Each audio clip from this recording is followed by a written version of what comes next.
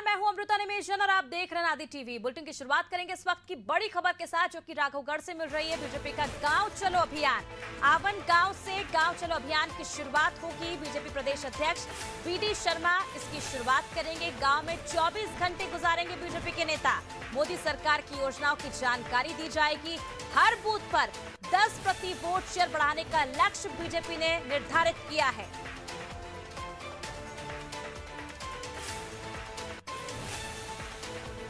लोकसभा चुनाव की तैयारियों को लेकर बीजेपी ने कमर कस ली और इसी के तहत बीजेपी का गांव चलो अभियान शुरू होगा।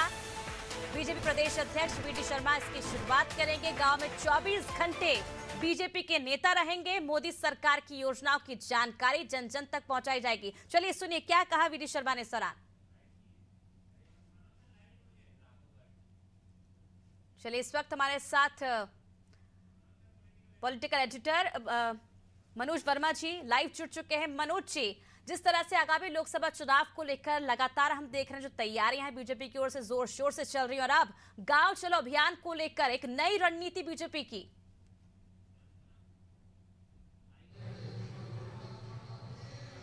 जी हाँ, देखिए, प्रधानमंत्री नरेंद्र मोदी ने एक नया लक्ष्य तय किया है 2024 के लोकसभा चुनाव के लिए कि बीजेपी को 370 सीटें दिलाना और एनडीए जो उनके गठबंधनों के साथ 400 पार सीटें उनको जीतना है। इसी कड़ी में मध्य प्रदेश में 29 की 29 लोकसभा सीटें जीतने का लक्ष्य रखा है। और जो ग्राम चलो अभियान की शुरुआत की है प्रधानमंत्री नरेंद्र मोदी के निर्देश पर, 4 फरवरी को वैसे तो अभियान पूरे देश में शुरू हो गया है, लेकिन मध्य प्रदेश में औपचारिक रूप से आज बीजेपी के प्रदेश अध्यक्ष वी.डी. शर्मा ने राघवगढ़, जो कि दिग्विजय सिंह पूर्व मुख्यमंत्री है, राज्यसभा सांसद है, उनके जो गढ़ माना जाता है, जहाँ राघवगढ़ जिससे उनके बेटे जयवर्धन विधायक है, उसके गाँव आवन से उन्होंने इस बूथ की शुरुआत की है, गांव चलो अभियान की। और यहाँ उन्होंने 4 बूथ के जो बूथ प्रभारी हैं, 94, 95, 96, 97, इन चारों के बूथ प्रभारियों से चर्चा की है। और इस दौरान उन्हें बताया गया कि इस जो विधानसभा का चुनाव हाल ही में संपन्न हुए, उसमें से 4 में से 3 बूथ जो इस गांव के थे उसमें बीजेपी को जीत मिली है। लगभग 2400 के आसपास बीजेपी को यहाँ से वोट मिले थे, जो कि कांग्रेस से कुछ ज़्यादा थे। अब उन्होंने नया टारगेट सेट किया है कि यहाँ लोकसभा चुनाव में कम से कम 3000 वोट बीजेपी को दिलाए जाएं। इसके साथ ही उन्होंने हितग्राहियों से संवाद किया। इस जानकारी मिली कि लगभग 3100 लोगों को इस गांव में प्रधानमंत्री आवास योजना के तहत मकान दिए गए हैं, बड़ी संख्या में शौचालय, इसके साथ ही राशन, मुफ्त राशन की योजनाएं मिल रही है। आयुष्मान कार्ड के लाभार्थियों से उन्होंने बात की। इसके साथ ही उन्होंने पन्ना प्रभारी, बूथ प्रभारियों से बात की और उनसे निर्देश दिए कि आपने बहुत अच्छा काम किया और इस बूथ को मोती बूथ बनाना है, यानी कि कम से कम 51% वोट आपको यहाँ हासिल करना है। चूँकि विधानसभा में बीजेपी ने हमने देखा था कि 51% से ज़्यादा का वोट शेयर हासिल किया है, तो लोकसभा में बीजेपी मान के चल रही है कि कम से कम 62% वोट उनको चाहिए। बगल की जो चाचौड़ा सीट है, वहाँ बीजेपी ने जो कांग्रेस के दिग्गज नेता दिग्विजय सिंह, उनके भाई लक्ष्मण सिंह को करारी मात दी थी उनकी उम्मीदवार ने। और अब जो राघवगढ़ गढ़ माना जाता है, यहाँ भी बीजेपी बामुश्किल 4500 वोटों से चुनाव हारी है। तो ऐसे में बीजेपी की पूरी तैयारी है। चूंकि पिछले लोकसभा चुनाव में गुना संसदीय क्षेत्र में ये क्षेत्र आता है, तो बीजेपी ने उस समय के कांग्रेस के दिग्गज नेता ज्योतिरादित्य सिंधिया को चुनाव हरा दिया था और अब सिंधिया बीजेपी में शामिल हो चुके हैं। और इसके साथ ही पार्टी की नज़र छिंदवाड़ा पर भी है।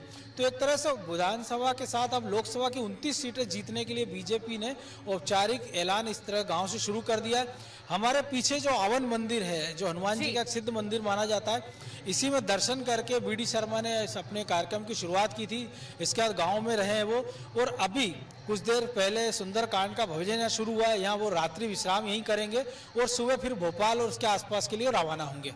बिल्कुल मनोज जी, जो चहल पहल है वो बिल्कुल हम सुन सकते हैं, लेकिन एक जानकारी और, जिस तरह से 4 बूथों में से 3 बूथ पर विधानसभा जिस तरह सेमीफाइनल के तौर पर देखा जा रहा था 2024 के चुनावों को लेकर, पहले ही तस्वीर साफ हो गई थी कि कहीं ना कहीं जो जनता का झुकाव है वो बीजेपी की तरफ है। लेकिन जिस तरह से अब गांव-गांव जाकर इस अभियान की शुरुआत बीजेपी कर रही है, क्या लगता है इसका असर लोकसभा चुनाव में कितना पड़ता हुआ देखने को मिलेगा?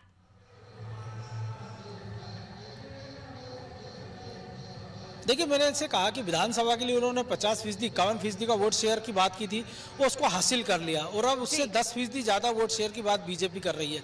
और यह असंभव बिल्कुल इसलिए नहीं दिख रहा है क्योंकि पिछले विधानसभा में 2018 में बीजेपी और कांग्रेस को लगभग 40-41% के आसपास वोट मिला था, लेकिन लोकसभा चुनाव में यह वोट शेयर बढ़कर बीजेपी का 53% के आसपास हो गया था, यानी 12% वोट शेयर बढ़ गया था। और अब चूंकि 52% के आसपास वोट शेयर बीजेपी का पहले ही पहुंच गया है, तो बीजेपी को पूरी उम्मीद है कि राम मंदिर, लाभार्थी और प्रधानमंत्री मोदी के नाम की गारंटी, इन सबको मिलाते हुए बीजेपी 60% से ज़्यादा वोट शेयर आराम से इस चुनाव में हासिल कर सकती है। और अगर वो ऐसा कर लेती है तो न केवल जीत का मार्जिन बढ़ेगा, बल्कि कई सारे जो बूथ वो चुनाव में हारे थे उन पे जीत लेगी। और जो लोकसभा के लिए उन्होंने 29 सीटों का लक्ष्य हासिल करने का प्रयास किया है, हो सकता है उसको भी करीब करीब हासिल कर ही ले।